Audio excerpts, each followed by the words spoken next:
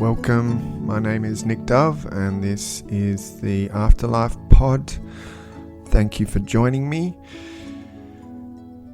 I'll start today by reflecting on a little experience I had the other day at my job. Someone asked me, we started talking about spirituality and got onto the topic of why is there so much suffering? Why is earth life so hard and challenging and dark? And this lady I was talking to, she was open to different thoughts, which I guess near-death experiences are. They're a little bit, the theories as to why we're here and what this place is all about is a little bit different, I guess, to, other theories in terms of, I guess they actually have a go at answering these questions. So I kind of said to her, well, it's dark here and you're challenged here because this is what your soul wanted to experience. We come from a place of absolute light and love and high vibration, and we understand in that place of light, love and high vibration what darkness and low vibration and fear and challenging is, but we don't actually know what it's like experientially. So this is why our souls are all here right now, or one of the reasons anyway, according to what near-death experiences say, to be removed from that loving environment, to be put in situations where you're surrounded by darkness and overwhelmed by those negative thoughts and feelings. Now, from a human perspective, that sounds pretty sick, pretty crazy sort of theory. But if you live for eternity in this place where you're forever unchallenged, forever in a place of peace, and forever surrounded by loved ones who are connected to you and will do anything for you, and you're in this bliss, I guess you might want to see what being out of that environment feels like. And planet Earth gives you the perfect opportunity to do that at this point in evolution.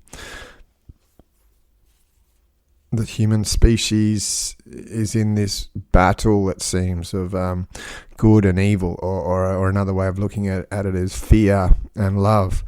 And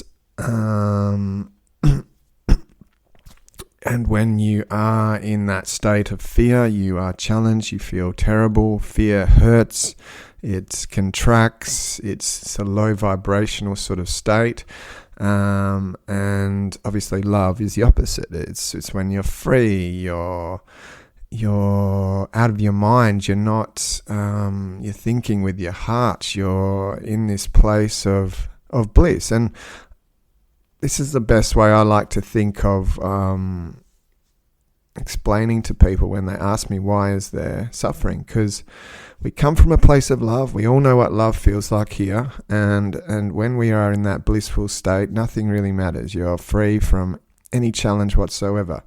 However, when you're in that fear state, and life is terrible, you're at the opposite spectrum of love, and Earth life gives you the opportunity to experience that negative fear-like state on a regular basis. Unfortunately, I know it just seems weird because we're all here right now experiencing it on a regular basis, but this is the way I get my head around it. And when people ask me why is there suffering, it's for that reason, because you want to experience suffering. It's as simple as that.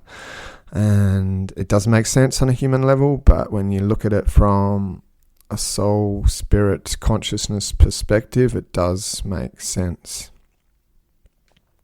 Well, at least it does to me anyway. But yeah, this lady, she's who I was talking to about this. She's, in a state of she's got Parkinson's, but it's not bad enough yet for her to lose her cognition and her mobility. It's in that stage where she knows what's coming. She's a smart woman, and she's angry at life, at the universe, at God, and as you would be. Like I would be too. Even with all this spiritual knowledge I now have, I would still be angry because I wouldn't want to go through that. And it's fine to get angry at God and the experience you're having. It's just part of this human experience. But the more research you do into this topic of near-death experiences and spirituality, you begin to see this human shell we lose is just that, it's a shell, and then we go back to this other dimension where all is well again. So if you are experiencing negativity, darkness, fear, sadness, grief, whatever it is, look, I feel for you. I go through all those things on a regular basis too. It sucks. It's terrible. But try to just keep one eye on why you're potentially experiencing that, firstly. And secondly, try to use those negative feelings you have as a way of growing yourself, just not getting so absorbed in them. Just see them as this external physical experience you're having, throwing circumstances at you that are giving you a feeling of negativity, and that's all. Don't read too much into it. It's just an experience you're having, which will pass, and just be with it as much as you can. Don't try to fight it. Don't resist it. Just experience it. And if you can, take the next step and be grateful for a negative experience, then all the power to you. I find it difficult, but see if you can take that next step. First, have that awareness of the negative experience you're having, and then try to take that third step of being grateful for it. It's a stage I'm trying to do. I'm aware of when these things are happening and what they're doing to me. I just sort of take a step back and view experience I'm having from my awareness or soul perspective, and then if I'm feeling really brave, I do try to look at it with a bit of gratitude, and when you are able to do that, the negative experience you're having can diminish. But yeah, I just thought I'd start with that little story. Today is like what I do every week. I will read an experience.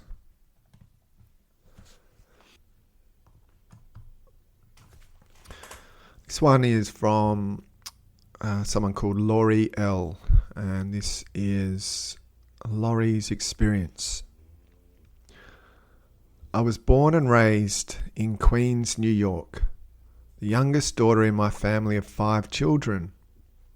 My mum and dad raised me Roman Catholic and worked 2 jobs each to be able to send myself and 2 of my siblings to Catholic school. I attended private school from 6th to 8th grade, then an all-girls Catholic school from 9th to 11th grade.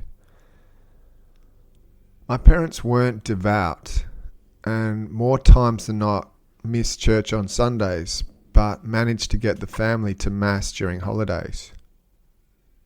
I was always a sensitive child, having the ability to see spirits from an early age.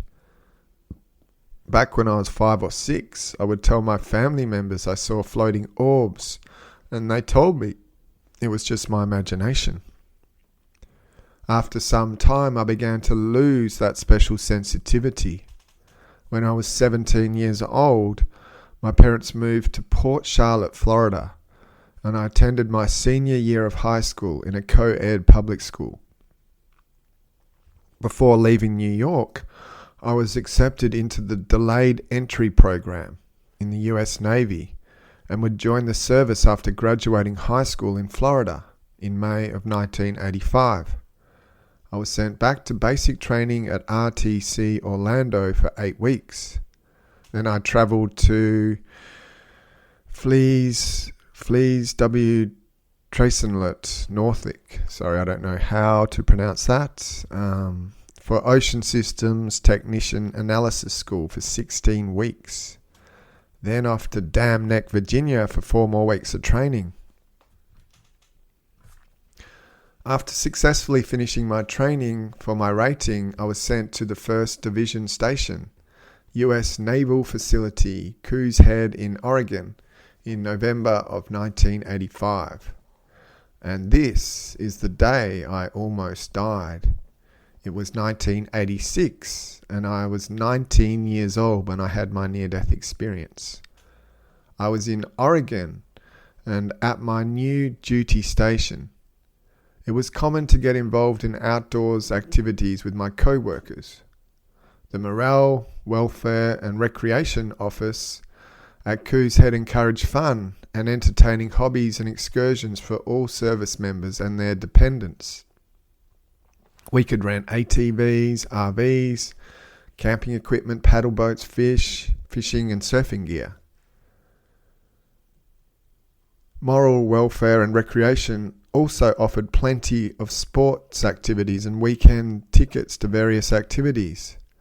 Among their offerings was a day trip to whitewater rafting on the Rogue River. It was interesting, but I wasn't a great swimmer. I was soon pressured to sign up for the whitewater rafting trip because everyone in my watch section was going. I purchased a ticket reluctantly, joining my co-workers on the Rogue River for their May group tour. The current that year was historically higher and swifter than normal because spring had arrived, melting the snow in the mountains. I uneventfully travelled through the Class 2 and Class 3 rapids in an inflatable Sevilor one-person kayak during the morning. The paddling seemed easy and the flow of the water and conversation around me was rather relaxed. The vast majority of the rapids were pretty forgiving. We stopped at midday for lunch on the shore and to take a rest break before continuing our trip to much more challenging sections of the river. After a few minor rapids in Mule Canyon, our guide led our group into the most dangerous part, known as Blossom Bar. The Class 4 section of the river was clogged with huge boulders and a swirling hole. The standing route through the churning water to pass the boulders required me to take a crucial left to right paddling move to avoid being swept into a line of rocks known as the picket fence.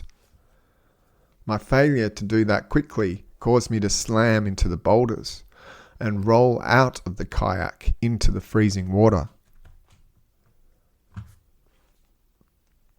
Unconditional, pure love radiated all around me and into me. Love covered me like a warm blanket from an unknown source.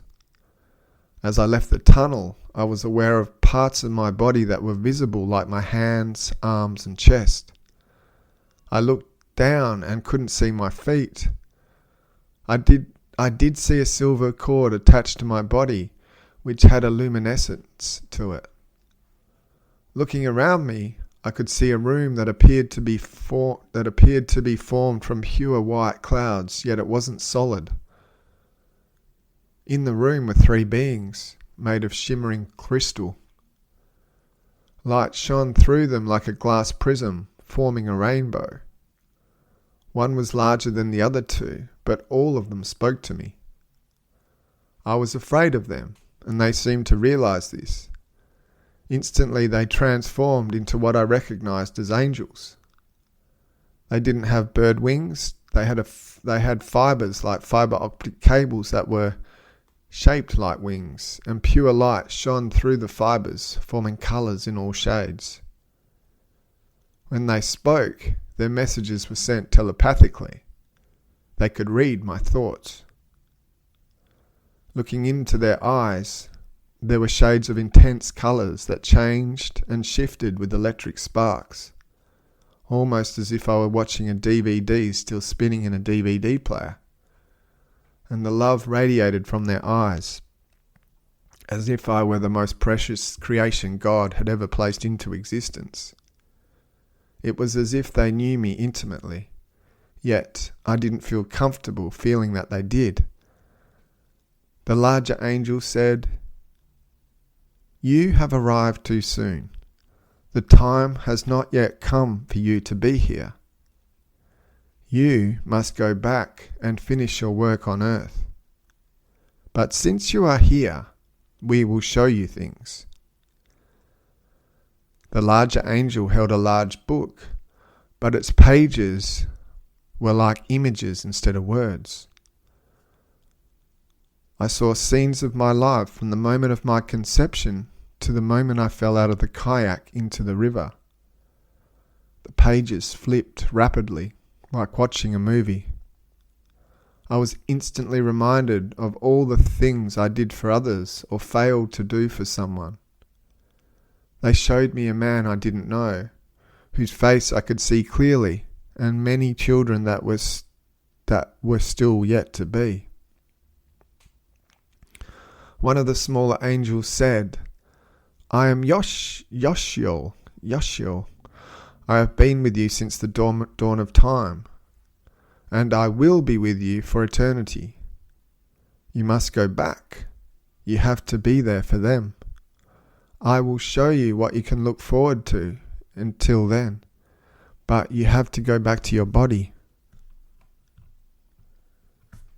Instantly, my angel and I were teleported to the center of a vast golden field. I could hear the most beautiful music, and I could feel it moving through me. The breeze blew against the tall golden wheat stalks, and as it did, I could feel the spirit of all things living around me, the animals, the plants, the elements, as I was one with them. I looked up and saw a huge ball of light that cast the purest, warm light all around me, and felt God touch my skin. He knew me. He loved me no matter how imperfectly my earthly life had been. I was perfect and whole. I felt no pain. The angel took me up higher, and I felt like I was soaring endlessly. I could see a huge waterfall with no beginning and no end. Love and peace reigned there. I sensed the presence of loved ones that had passed on, but I didn't see them. We moved over the golden field, and at the end of it was a country fence, and beyond that was an enormous tree with a canopy of golden leaves. When the breeze touched the leaves, they would fly off the tree's branches in the shape of colourful birds of all varieties. There was a lake beside it, and it flowed on both sides of the boundary. I looked down into the water, and it had a gloss to it like liquid mercury does. But when you look through it, you can see people are living on earth. My angel said, "I have been with you since the dawn of time, and I will be with you for eternity. You can't cross the barrier. It is time for you to go back to your existence on earth. You have to finish there first." Words could not express the sorrow I felt to have to leave that place. I cried and begged for him to let me stay. He said, "When it is time, I will come back for you. But now," and with that, he wrestled my spirit back into my earthly body with so much force that I was popped clear of the rocky hole that I was trapped in under the water. As all the water I inhaled came flying out of my lungs, as I gasped and took a panic breath of air, I became aware of the pain almost immediately in my chest, and the hand of a rescuer grabbing the back of my life vest. I nearly knocked him out of his kayak. Then someone else in a bigger water boat pulled me up into the boat and back into this earthly dimension. It took me a long time to understand why I'm here, and I still question, why me? I even did research about the Rogue River after my drowning. Over 21 people have died at Blossom Bar since my near-death experience. They died and I survived. Because of my near-death experience, I am closer to God and realize now that life is not a series of consequences, but of parallels and choices. My choices directly affect those around me, and we are all interconnected. My purpose had not yet been fulfilled. It would take me years to realize that I was meant to heal others. My sensitive abilities grew stronger after my near-death experience. I am empathetic, clairvoyant, and clairaudient now. I can hear voices of those beyond the veil, but have still not trained myself to see spirit clearly with my human eyes. My near-death experience has and will continue to be the most metaphysically profound experience I've ever had. I was brought to tears by writing this memory of my experience, because the words pale in comparison to all the things I saw, felt, and heard during my journey into this heavenly realm. I'm not religious, but I remain closer to spirit than ever because of my near-death experience. I know that there are dimensions beyond this one, and that I am here for a reason. I have a purpose, and until it is fulfilled, I will be here.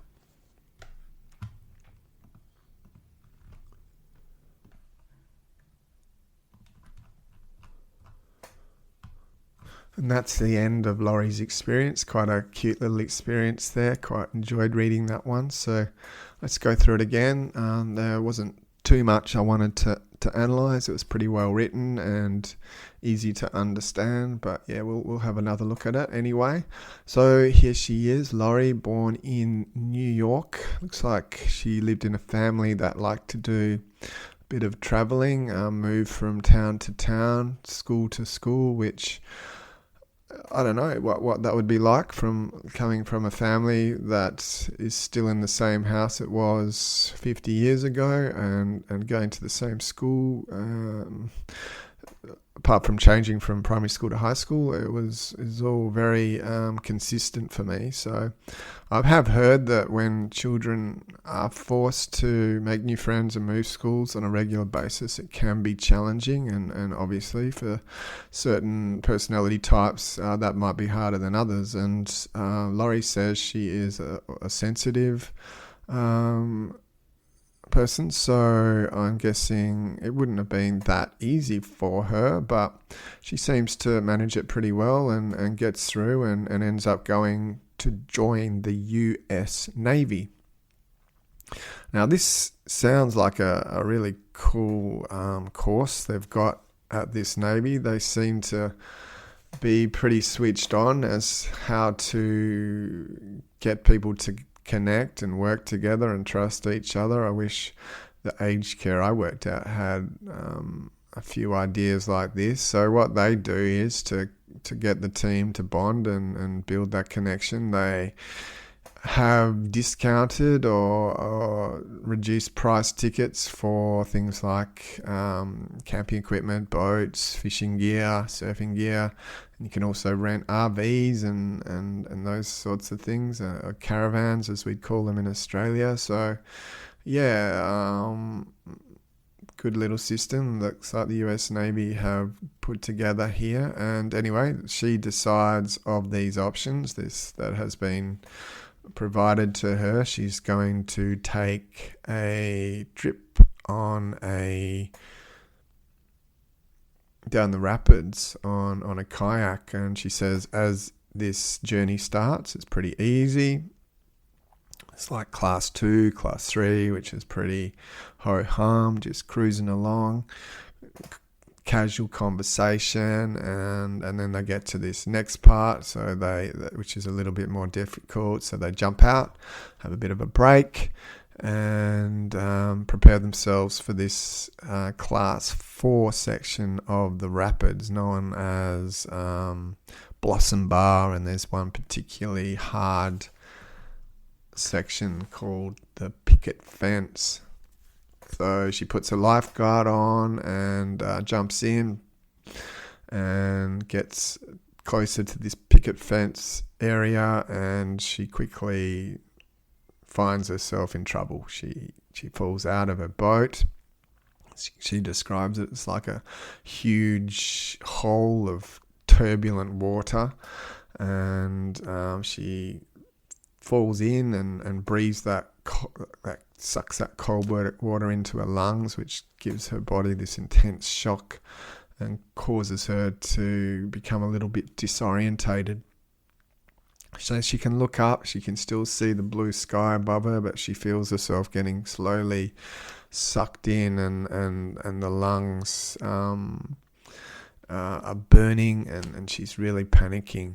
And she then sort of realizes, look, I'm going to die. So she calls out, like I guess most of us do, even if we're not from a religious background. God, help me, Jesus, when we're in that sort of situation, I guess, and we're totally out of options. That's what humans tend to do. So she realizes she's on her way out. She can feel the oxygen in her system getting less and less, and she even finds the struggle, it starts to dissipate, and she gets weaker and weaker and limper, and just finally just lets go and feels the pain go away and slowly sinks towards the bottom of the river. This is, I guess, when her experience starts. She doesn't have a tunnel. It's like she is in this physical realm one moment, and then it all goes black. She says there's darkness all around her.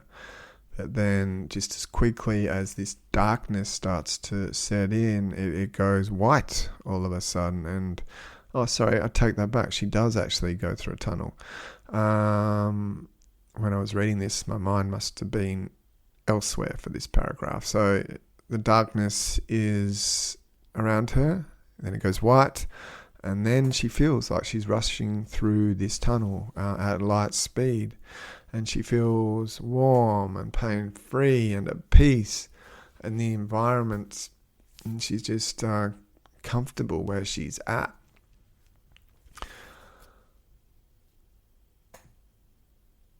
Then you get this sentence which draws me to the near-death experience every time. The way she's written this, it's like, 7 or 8 lines or sentences per paragraph.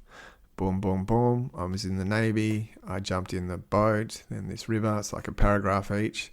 Then this one sentence is all on its own, not in a paragraph, just simple sentence with a couple of spaces above it, a couple of spaces below it. And she's just described what's happened in a tunnel in this next sentence. I'll read it again because this is what I love to hear. I'm sure what you love to hear as well.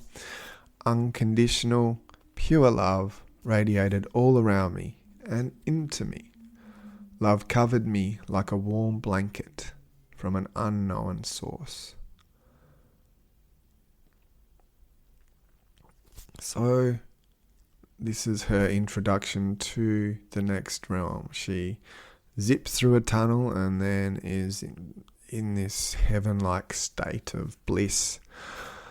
And when you read experience after experience and hear experience after experience of people coming back and saying exactly the same thing, it does kind of make you wonder why we are all so scared of dying. If this is what we have to look forward to, if this is what those loved ones that we have lost are experiencing right now, like, sure, I get it. It's like it's a pretty vivid, dramatic thing to see this living person that we knew and loved no longer functioning. The life out of them is gone when they die, and it's a very dramatic scene from a human perspective. There's this person full of life that is no longer able to communicate, walk around, anything like that. It's like they're here one minute and they're gone the next. And it kind of makes you wonder why we get so upset on one level, because when we research this topic and see what people move towards when they pass on, it makes you wonder why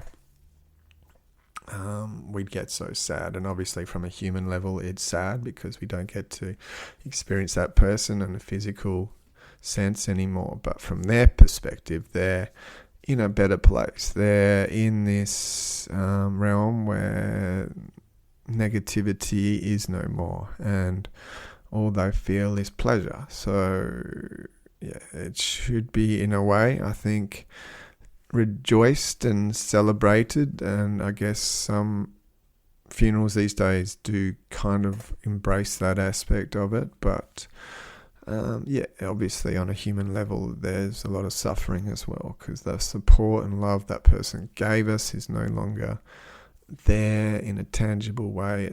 And they're no longer in their physical form. They're in this form that is indescribable, because we are living in a physical realm and we use the words we do because they have been adapted and evolved from the physical experience we are having, which makes explaining what this formless state is like very challenging, because you're going to need words from that realm to be able to describe exactly what it's like, which obviously aren't words that have been developed in this physical dimension, because we're using our words to describe what we see and experience, whereas in this other dimension it's a different dimension. So it's totally foreign to what it is like here, and therefore we don't have the language to properly explain what it's like.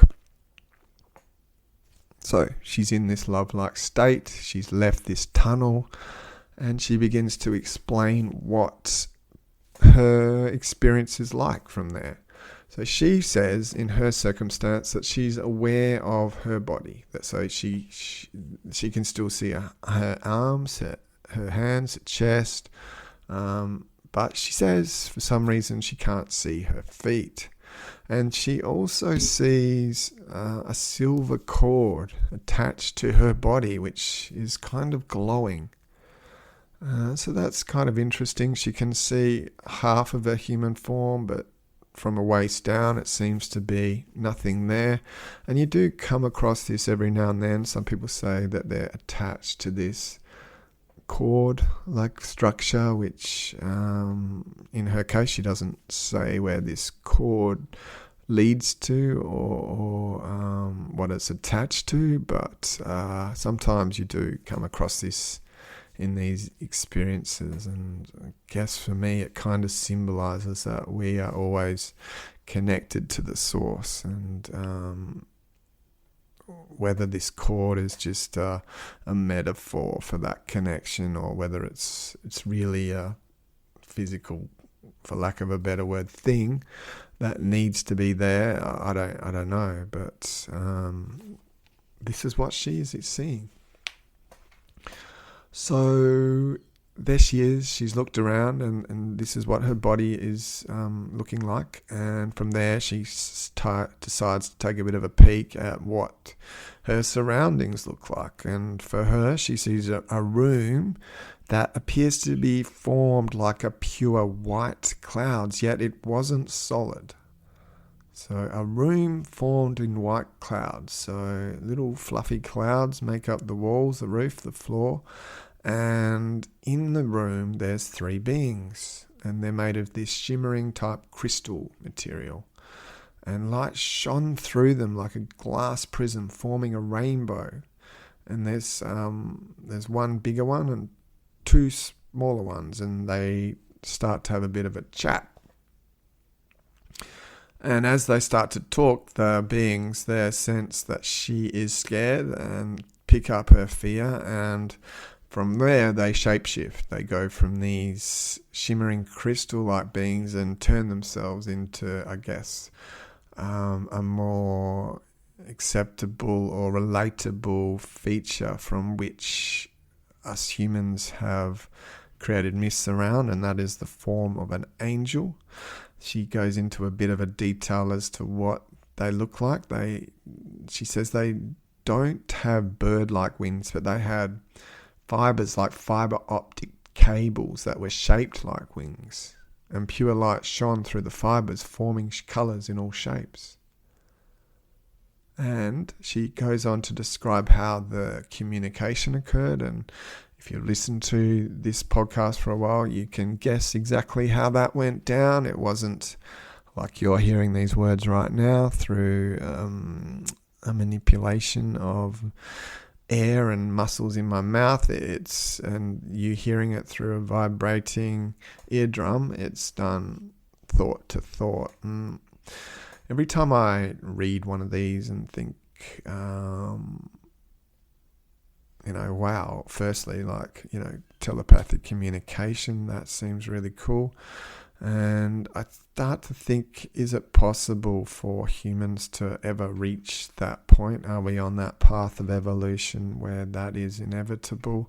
I mean, most of us have the ability to read someone through their body language or picking up on their energy, what state they're in, whether they're happy or withdrawn and more downtrodden. But getting to the point of actually reading thoughts, is that something we as humans, will we ever get to that stage? Or is this physical realm designed so that's not possible? Is this one of those features of the spiritual world that is kind of banned or we don't want here? Is this because we have that connection to each other in the spiritual realm? Is that one feature from the spiritual realm we want as souls to experience in this physical world? Do we want that feature of connection in terms of telepathic thoughts removed from us experiencing that as humans?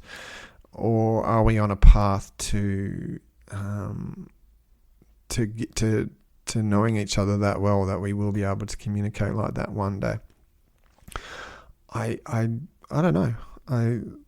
It'd be interesting to see, but you do read certain experiences where people go and experience other planets, and this is a way that these more evolved species do talk to each other in the physical form. So by looking at that, you would conclude that it is possible to do here, and maybe that is the path we are on. Who knows?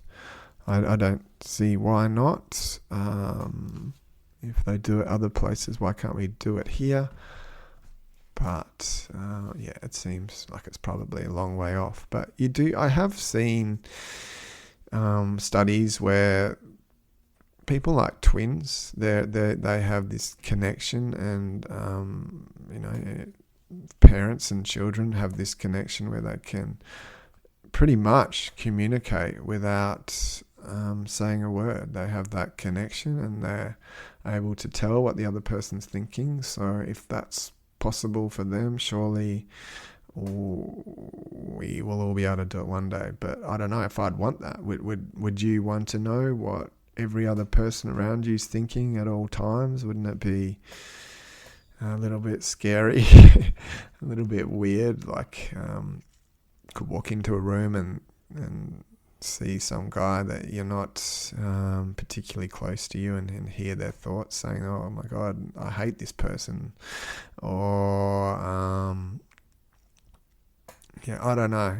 It would be very strange if we were all able to read each other's thoughts. And maybe it's a good thing that we're not able to do that.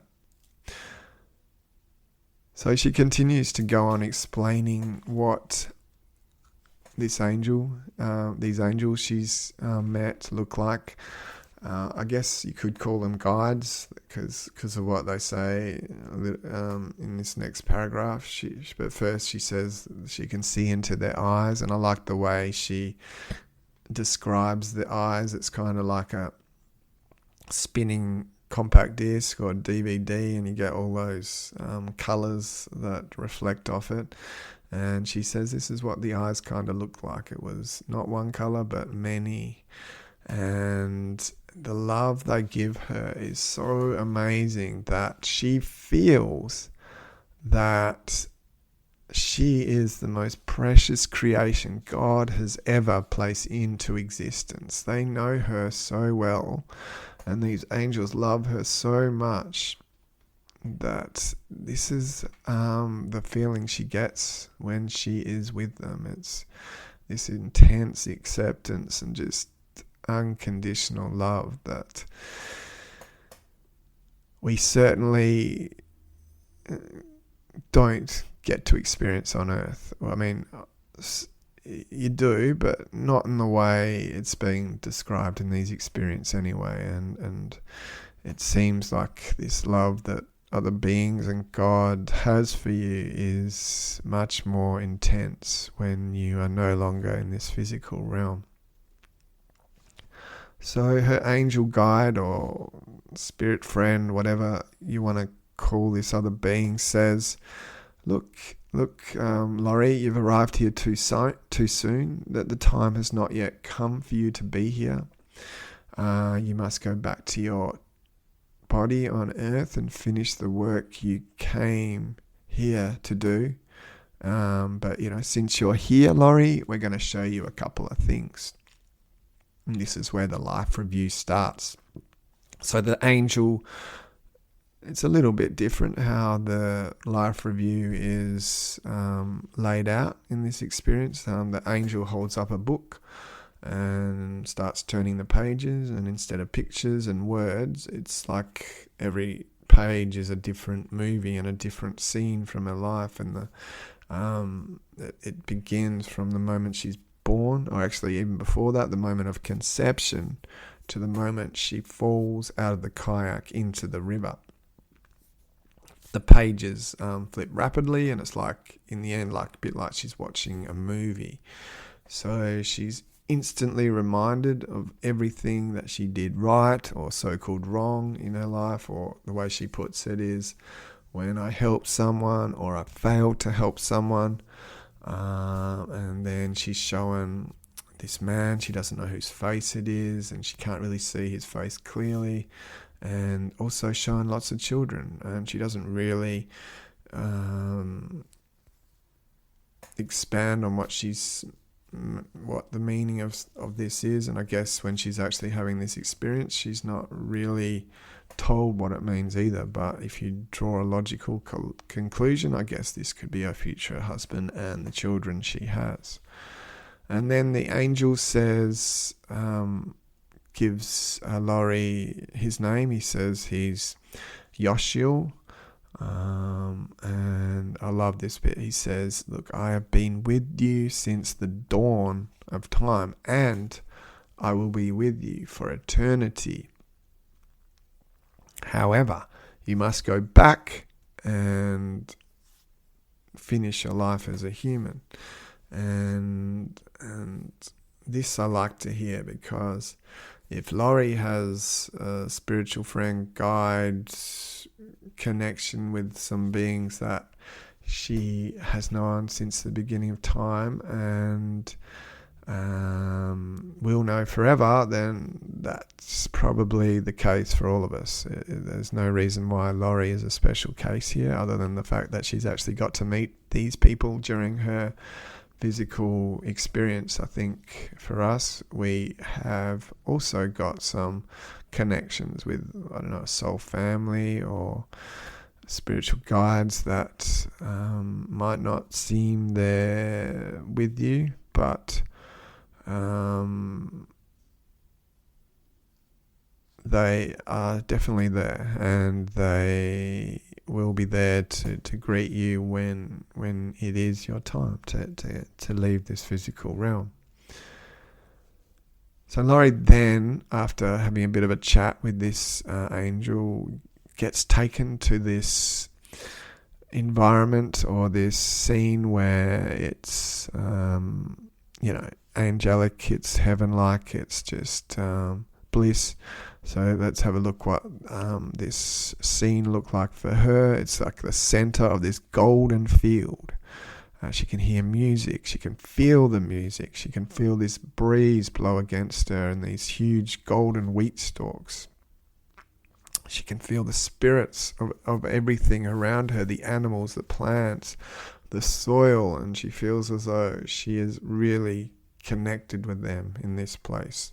And then she looks up and she sees this ball of light, and it's casting this nice, pure, warm light everywhere. And then she feels it on her skin, and she kind of says to herself that this is God. This ball of light is actually God, and God actually knows me and loves me and is just there for me, and doesn't matter how I've lived my life on earth. And we hear this again and again on near-death experiences, and I think in a way why we hear this over and over again is to kind of counter some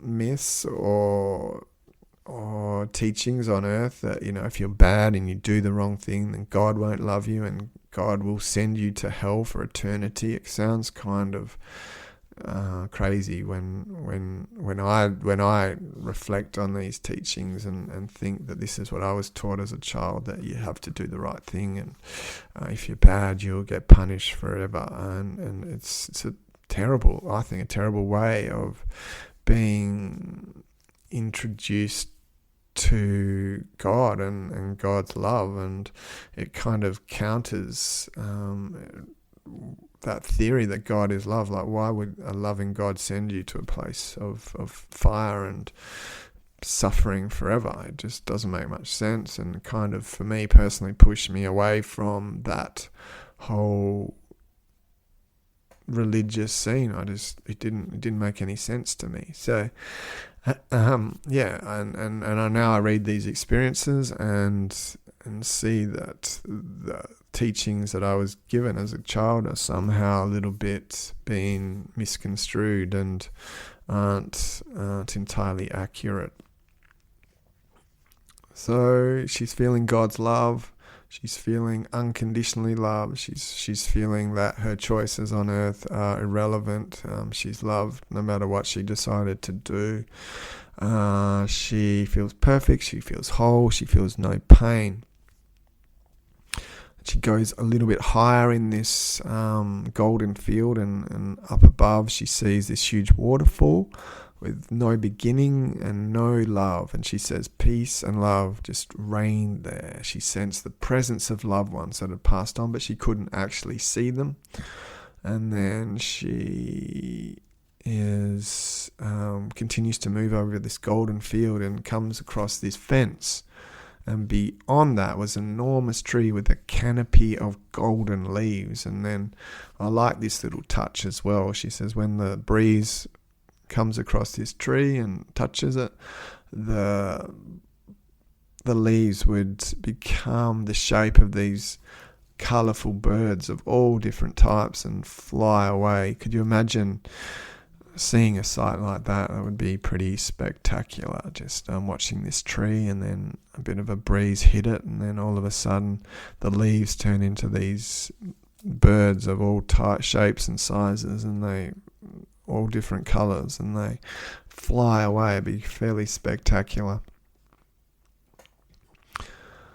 So it seems that she's come to this boundary, which we often see in these near-death experiences, and I guess it's symbolic of when you cross this boundary, you can't return to your physical realm. So we obviously don't know what goes on beyond this boundary, because all the near-death experiences are of people who have returned.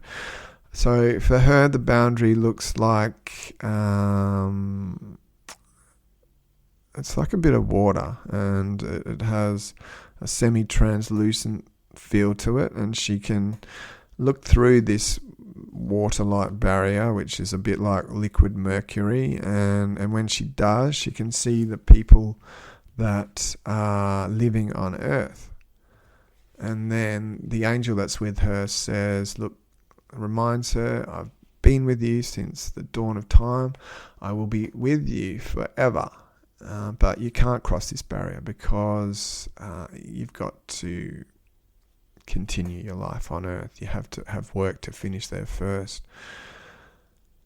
And obviously, like it always is, it's devastating that people just are crushed to know that they have to come back to planet Earth. And for Laurie, who is a young woman and she has no, kids or husband or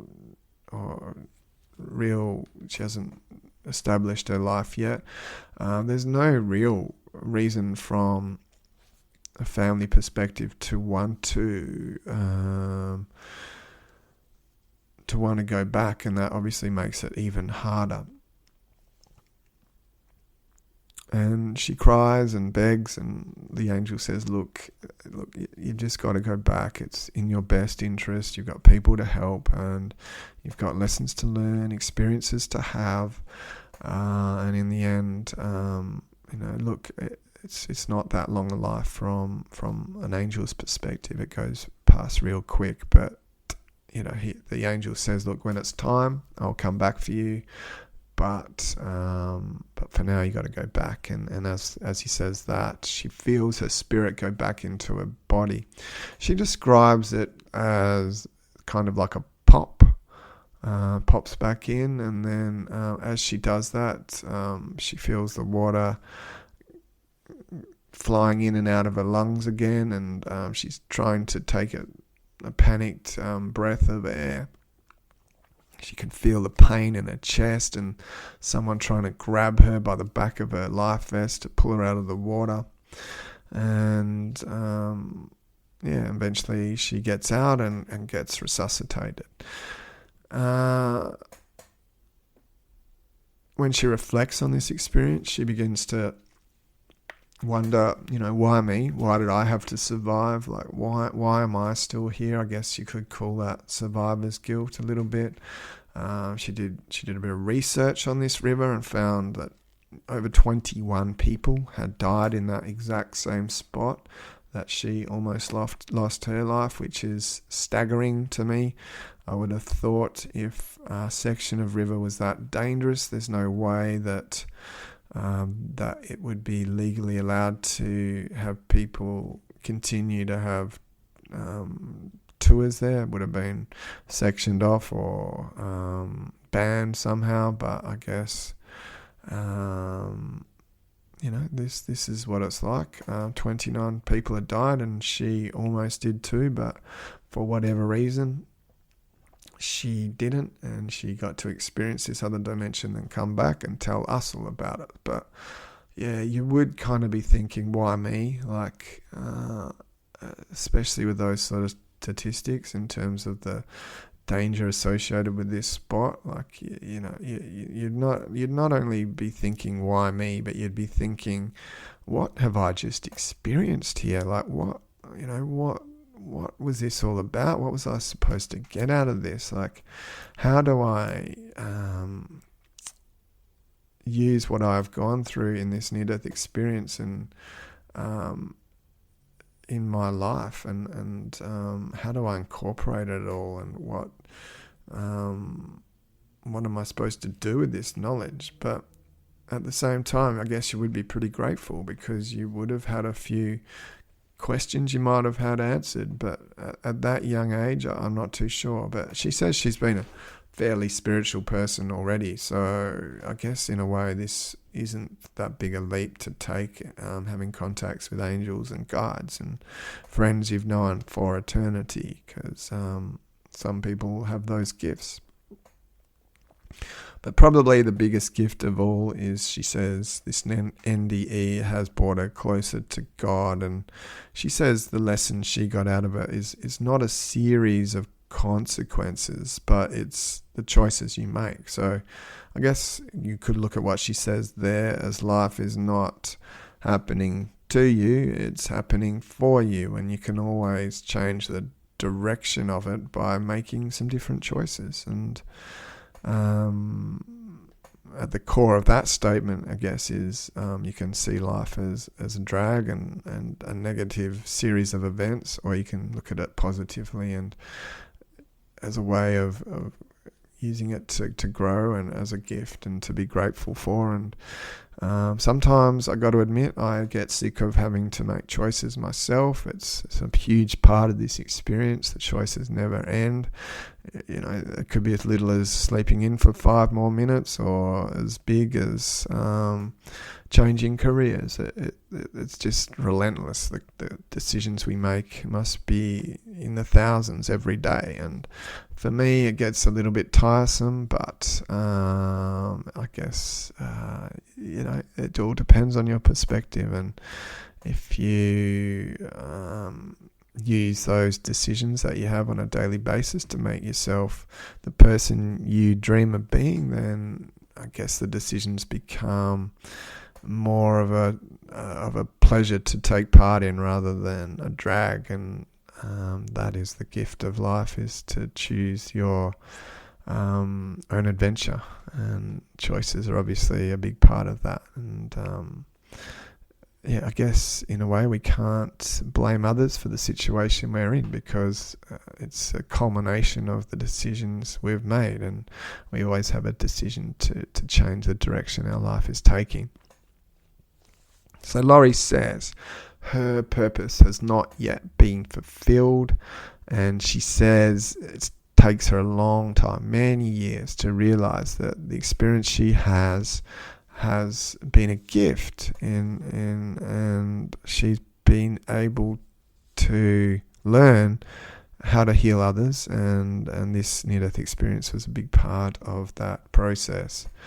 So she says her sensitivity went through the roof after her NDE. So now she's even more empathetic. She is clairvoyant, and she says clairaudient, which I am as well. And I can't know or understand who I'm hearing all the time, but I definitely hear voices from the other side, and it's a weird experience, but that's how it is.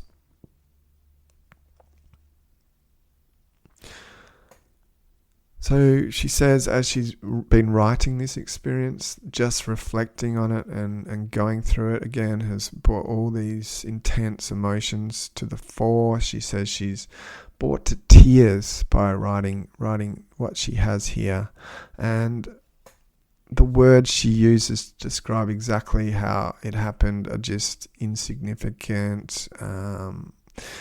They just don't cut it. They lack the depth to truly describe what it was really like. And her journey to the heavenly realm was much more intense than our human words can relate.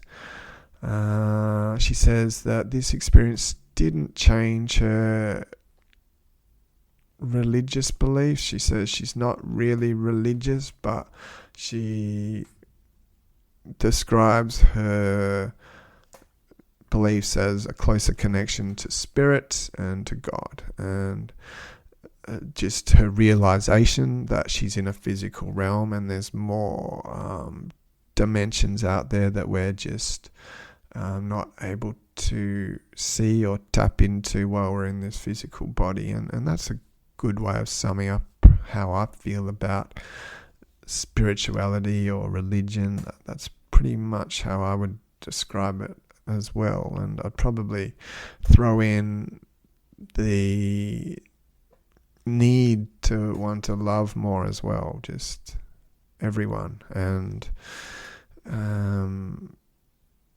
bring that loving energy and high vibration to this planet, because it is sorely needed.